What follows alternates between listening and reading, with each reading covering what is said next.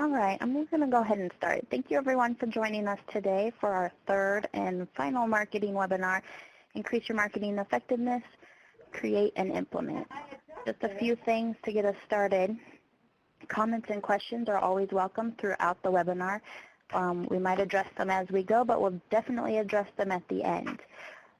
We have files for you to download. Again, we are putting all files from the previous two webinars in there in case you missed it. The files for today, however, have two little stars in front of them so that you can pick them out easily. So Marketing Know-How Webinar 3 has the two stars in front of it. That's from today, as well as Master Outreach Schedule Template and the Tip Sheet Create and Implement PDF. There are helpful links for you under Kelly's pretty face there that you can click on. And with that, I'll hand it over to Kelly. Thanks, Alyssa, and thanks everybody for coming back to join us if you've been to webinar 1 or 2 in this series. And if you're just joining us, I am going to try to be mindful of the fact that you may not have had a chance to look at the slides from webinar 1 and 2, and I'll try to do a really brief recap as we open up today so that it'll give a context for you for some of the slides that we're going to talk about today. So welcome. This is Increasing Your Marketing Effectiveness, and I work for the Resource Center that supports the Capacity Building Assistance Provider Network. Our network is funded by CDC, and our whole purpose is to help build the capacity of the HIV prevention workforce across the United States. That includes health departments, community-based organizations, and healthcare organizations. I can't remember if Alyssa mentioned this, but we have our comments and questions pod right under the slides, and we'll take questions throughout. Alyssa's going to help me keep track of those questions and perhaps read them out when we pause between some slides, or we can take them all at the end if we need to. So one of the things that I mentioned that I want to do is just talk a little bit about where we started this series. And in webinar 1, our focus was the target audience. We talked about identifying and learning more about your target audience as a first step in preparing your marketing. And we focused a little bit on demographic data, plus activity, interest, and opinion data, how to gather that data. And when you do, you combine that information to form a marketing persona or a profile of your target audience that you want to reach. Based on the information you gather, you'll have a foundation to begin to understand your audience's needs. This, in turn, allows you to determine how they might interact with your product or service and how best to get information out to them. In webinar 1, we also created a basic persona or a profile for two individuals, Milena and Michael. In our case example in that webinar, Milena is a professional working in a public health department, and Michael is a person at high risk of acquiring HIV. Webinar 1 focused on using open source information and data to learn more about people working in the public health field and people at risk of acquiring HIV. We also talked about how an organization could conduct their own focus group discussions to learn more about the communication needs of their target audience. And in the download pod, as Alyssa mentioned, we have all of the resources. We have the slides from webinars 1 and 2, and we also have tip sheets and tools that were included as resources from those webinars. So webinar 1, we had a tip sheet that includes resources for conducting focus groups on your own, and also some good sources of data on potential target audiences. In webinar 2, we talked about developing a marketing strategy based on the information gathered about your target audience and the marketing resources your organization has available. We discussed how to reach your target audience and the many possibilities available in the way of tools. Once you have an understanding of your target audience and their preferences, you can mix a variety of tools for outreach. In webinar 2, we also talked about identifying and reaching out to potential partners and how partnerships can help health departments, community-based organizations, and healthcare organizations establish service agreements or partnerships to maximize their reach, increase coordination and collaboration, and enhance their support services. And as I mentioned, the tools and tip sheets from Webinar 2 are also available for download. Today, we'll focus on creating and implementing your marketing strategy. Successful marketing efforts require a lot of upfront work. First, you create your target audience personas or profiles. Next, you establish a marketing budget and a strategy for how to get the word out about your organization and your services. And now you're ready to build content that will support and communicate your purpose and the value you can bring. Content becomes the foundation for both face-to-face tangible interactions that your staff have and your digital outreach. By lining up your content topics up front, you can create opportunities to get in front of your target audience. Doing this can also help keep your outreach cohesive and help keep you on budget. So we'll get started. Think about what you can effectively communicate. Or what you can effectively commit to in your communication and outreach. If you know your staffing and schedule would allow for a lot of online communication with your target audience, then you might commit to 5 days a week with weekly email blasts and social content. But if you're short on staff and pressed for time, you may want to consider 2 or 3 days of conversation and only 1 monthly email update. Decide what works best within your organization's day-to-day activities. If you overcommit up front and fail to follow through, your audience would notice. So this is just a screenshot of an Excel document. It's an example that we put together for building a master outreach calendar. By creating a master outreach calendar, it saves you from scrounging for ideas on a whim when you need to make posts or you've maybe got a deadline coming up for an issue of an e-newsletter. It helps you keep your storyline cohesive versus random. This template for an outreach calendar is available in the download pod.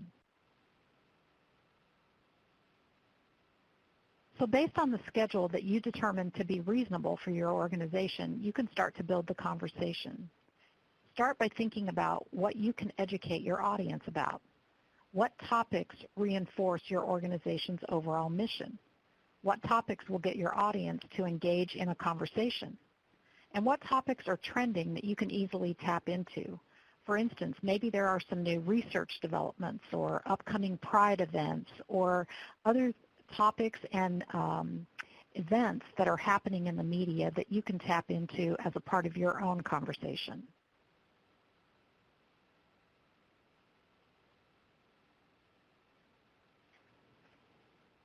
Find useful documents that will support your outreach. As you are reading newspapers or magazines or you're traveling back and forth to conferences, gather news articles, conversations, studies that you've seen, and keep those saved in a folder. Continue to save interesting commentary in the folder as communication aids that you can use later on when you're communicating with your audience. You can print and deliver by hand at a live meeting or an event. You can link to these on your website, in a blog, or within your email newsletter. You can even start conversations on social media using these as conversation starters. Schedule your outreach. This schedule can guide both online and face-to-face conversations. Using web-based services like Hootsuite and TweetDeck, you can create and schedule your social content far in advance. TweetDeck gives the Twitter experience more flexibility by letting you view multiple timelines in one interface. Hootsuite is an all-in-one social tool to boost social engagement and automate and schedule posts. It might be easier to do this month to month because trends can change and you want to be current. Even if you set up your scheduled posts at the start of each month, make a point to revisit your scheduled posts and update them when necessary.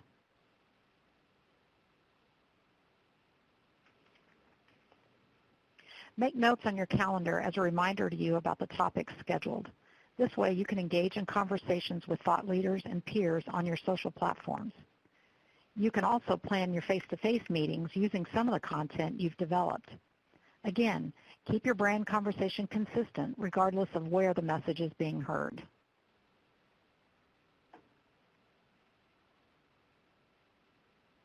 If you're advertising in magazines, online, or in other places, be sure the conversation is in line with your content conversation too.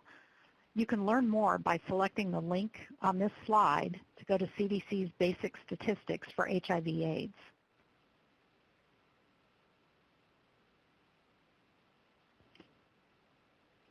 Always bring your marketing roadmap to your team meetings. And this would be true in both large and small organizations. Even if you don't have a marketing and communication team that's dedicated just to that task, if you have weekly or bi-weekly team meetings inside your organization, always bring your marketing and your outreach roadmap to those meetings. You have to build a strong foundation for marketing your organization and services, and your team constantly needs to nurture your outreach efforts. Keep marketing on the agenda, track your outreach effort and your progress, and make pivots where necessary.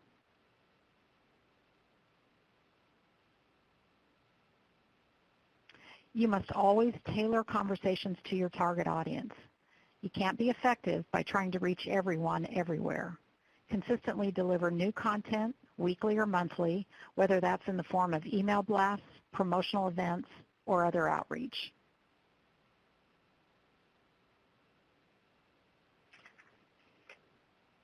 Consistently engage in thoughtful, compelling conversations on social media. You cannot expect your pre-written scheduled posts to do the work for you. In order to remain authentic, you must have conversations.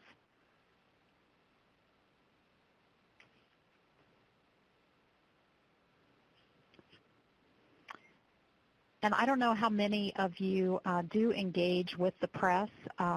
So I didn't put a lot of information in here, but just this one slide to highlight a few things for a press pitch if you are engaging with the press. You want to consistently tell local press about your activities, strategically choose media sources that really do help you reach your target audience. Your pitch should include your contact information, the topic that you're pitching, the relevance to who you are pitching that topic, and personalize it to each platform. Research past articles and reference those if they're relevant, and answer a question or solve a problem for your press contact.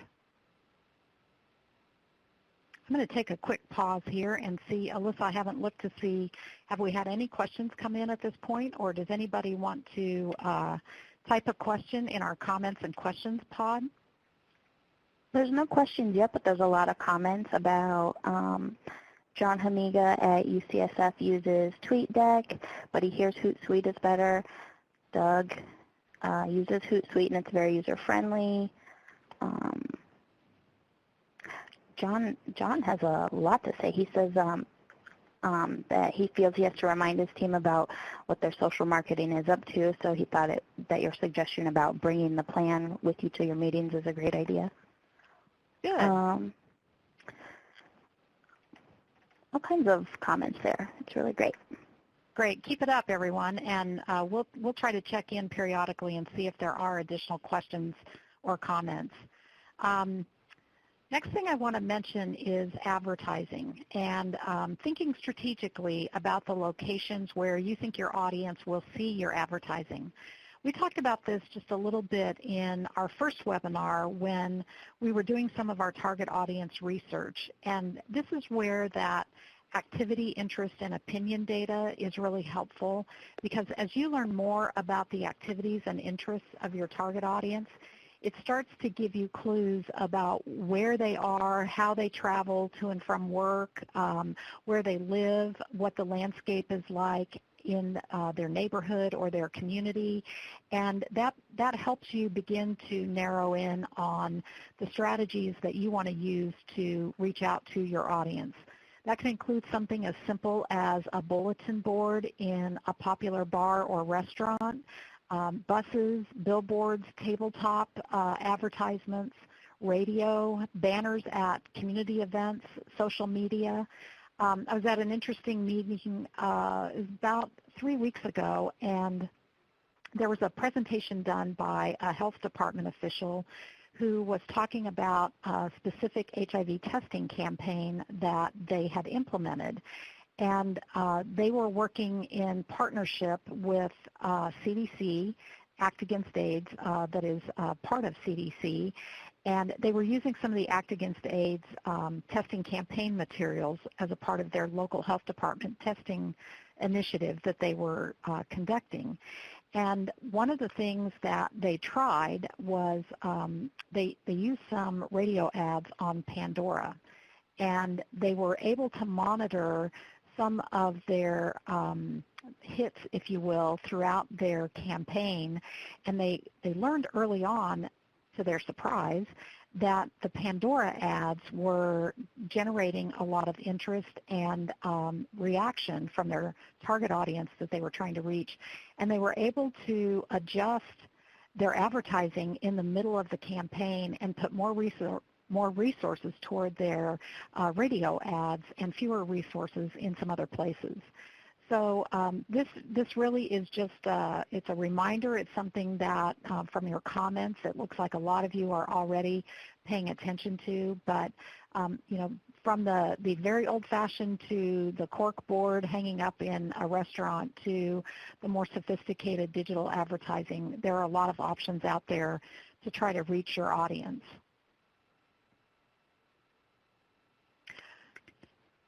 So now we want to pull it all together. Across this webinar series, we've discussed how organizations can learn more about their target audience and build personas or profiles of their audience for the purposes of developing a specific marketing strategy. We shared some information about how to mine different sources of research data and open source information to gather some of your own data. We talked about a process for developing a marketing strategy and identifying strategic partners.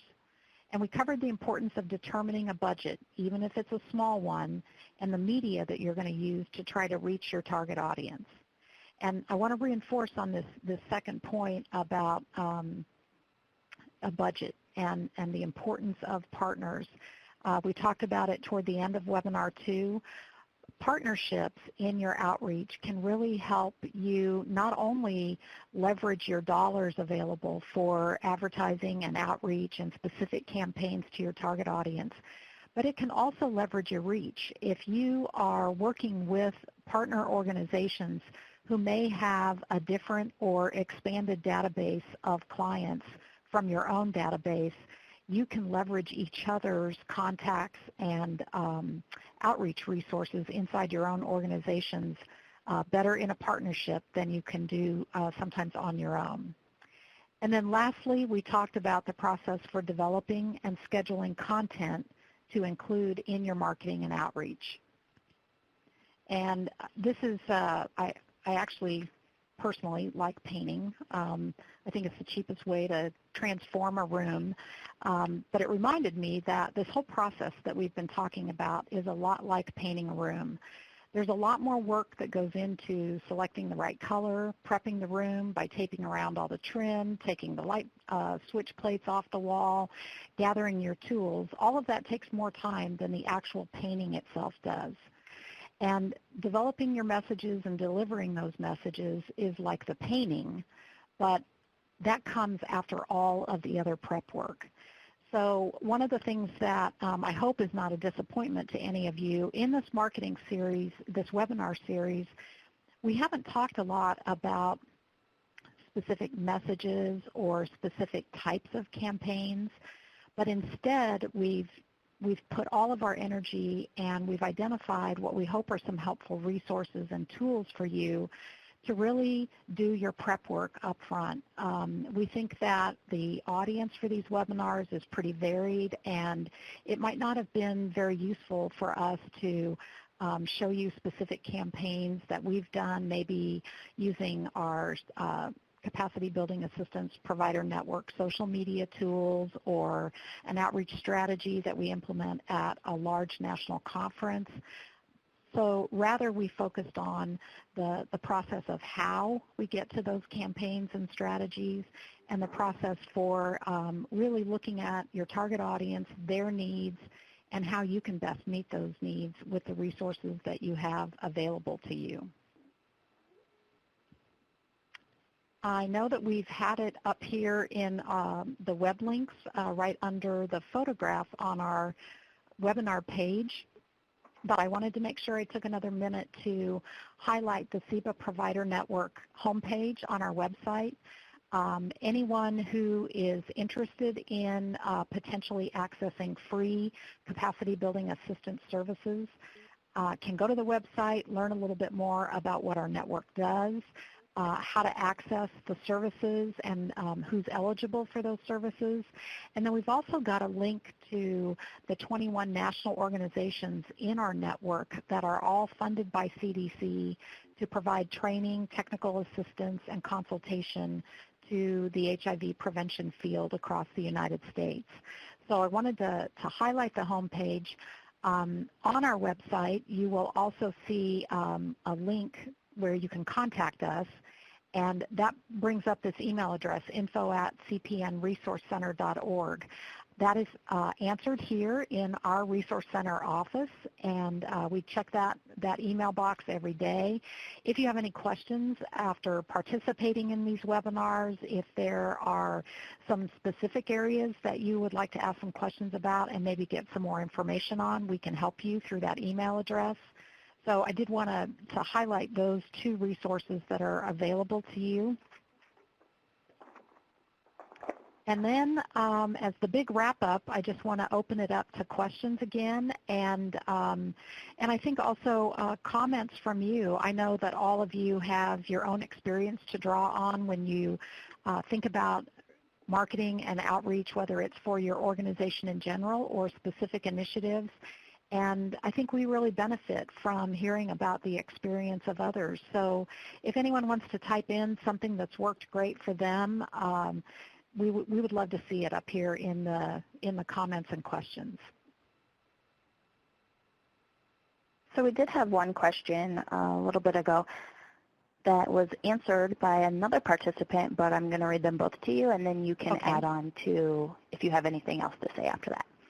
Has anyone shared resources with a partner to help minimize duplication or maximize your reach? If so, how did it work out? And then AIDS Services of Austin said, we are doing that here in Austin more and more. We've set up an HIV task force comprised of ASO staff from around town. When HIV awareness days are coming up, we pull staff for creative resources and roll out messages together. That's an excellent example. I can think of one that I've seen in action in our Capacity Building Assistance Provider Network. There are a lot of conferences, local, regional, and national conferences that offer opportunities for service providers to reach out to their target audience with HIV prevention services, but it can get really expensive to exhibit at those conferences. And if you want to have a presence and you want to be able to take some of your program information and share it with your target audience sort of in a captured audience venue, I have seen a lot of the capacity building assistance provider organizations team up with each other and share the cost of exhibit booths and other ways to share their information at conferences.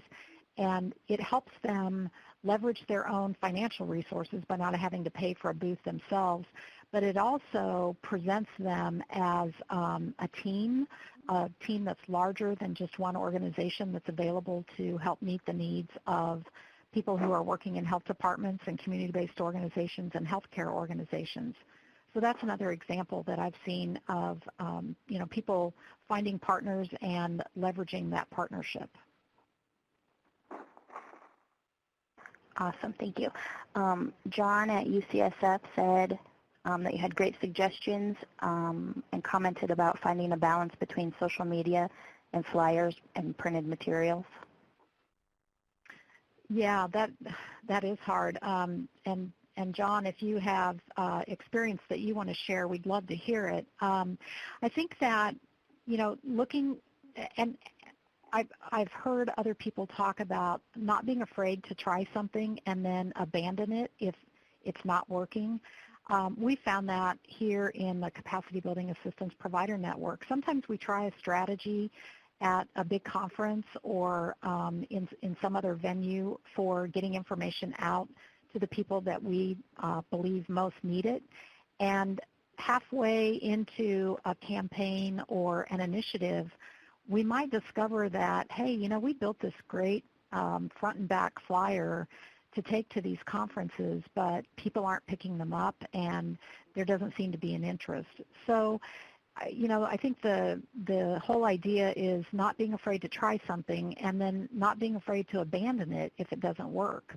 Or, as I mentioned, if you get surprised and you find out that there's an audience on Pandora that you've been trying to reach and it was a complete surprise to you that an advertisement on Pandora would actually reach that audience, don't be afraid to divert dollars from, say, maybe boosting a Facebook ad and move them over to Pandora if that's where you're finding success. So I think that, when we talk about a budget for our marketing and outreach, we want to make sure that we build flexibility into the budgeting process. And sometimes that means that if you are dedicated marketing and communication staff, it might mean that you need to have regular interface with your executive director or a program director so that you can let them know, hey, I'm still staying inside my overall marketing budget, but I'm moving dollars around between different line items because we're finding success in certain places and we're not having that same success in others. So when you think about your marketing budget and when you think about advertising and other ways that you're going to boost your outreach, try to make sure that you save some space for flexibility in there so that you can move things around when you find one thing is working and another is not working. Thank you. John from UCSF then mentioned a couple of great resources. One is the Art of Listening Social Media Toolkit for Nonprofits at the Green Lining Institute. And then the other is one I've heard you talk about here in the office, virtual office hours with AIDS.gov that you can sign up for one-on-one training.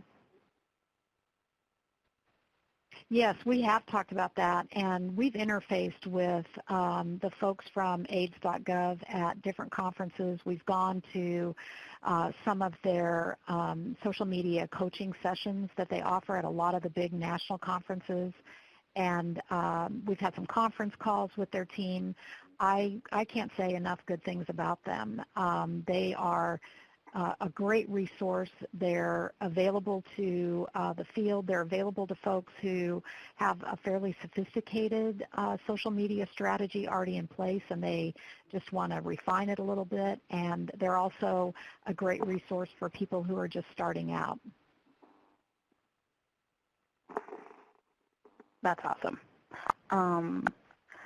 So Danny has a tip also from Capacity for Health. A strategy tip when it comes to digital and social marketing is to dig into your data, find out which platforms are actually reaching your audience effectively, and focus your efforts on that medium that gives you results. Great point, Danny. That's really good. Then we have a question from Stephen Thomas. If an organization wanted to take advantage of training available through the CEBA Provider Network, what would be the first step? The first step I would recommend is that you do visit cebaproviders.org. There's a little bit of information on there that helps you determine whether or not you can directly request capacity building assistance yourself, or if perhaps you might need to go through your state health department and have them assist you in making the request. And it really comes down to whether or not your health department or your community-based organization is directly funded by CDC. If you are in an organization that directly receives HIV prevention funding from CDC, it's usually true that you can go into CDC's request system for these services. It's called CRIS, Capacity Building Request. What does that stand for? Capacity Building CRIS is Is it information system? I think it is information system. That's funny how I just hadn't thought about what the acronym stands for. But at any rate, CDC does have, they have a database system that all requests for assistance go through. They help kind of triage those requests, and they get those into the hands of the most appropriate provider organization who can best meet that request and the needs of the organization. Something else that you can do, sometimes people meet one of our CEBA providers. CEBA is shorthand for capacity building assistance. Sometimes people meet one of our CEBA providers at a conference or in another venue.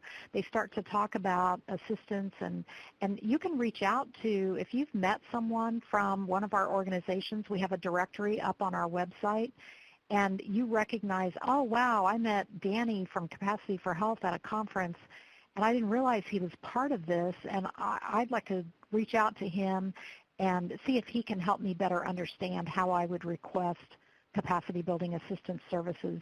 Any of the staff who work in our 21 national organizations can help sort of walk someone through the process of making a request.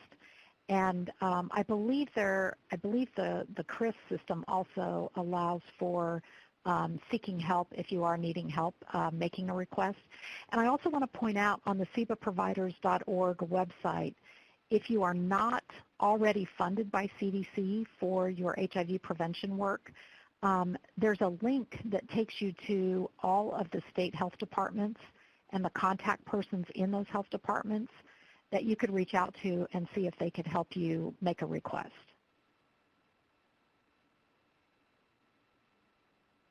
Great. We don't have any other questions at this time. There's a couple more comments about more social media and best practices that Taylor wrote for us.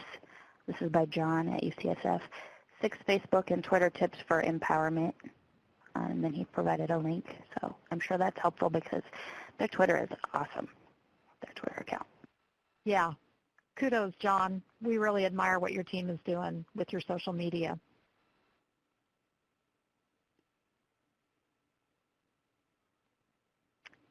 Any other questions or comments? We allowed an hour, but I know nobody ever minds getting a few minutes back in their day. Again, I want to say thanks to everyone who, if you've been on for all 3 of these, we're really glad that you stuck with us. I can't say enough how important I think it is to download the tips and the tools that we put in the download pod. Particularly from Webinar 1, the links to some really great sources of data.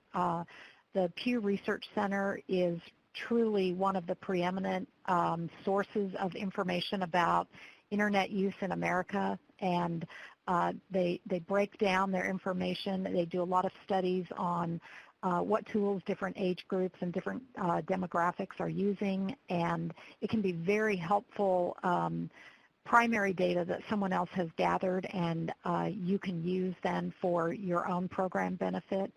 And then also there's a great tool that we link to from our Webinar 1 tip sheet that gets you through an entire process of setting up a focus group discussion, recruiting focus group participants, all the things that you need to make sure that you have in advance of the focus group. And I know a lot of times we get intimidated when we think about doing some target audience research, but if you just have a recipe and you follow the recipe, you really can bake it yourself.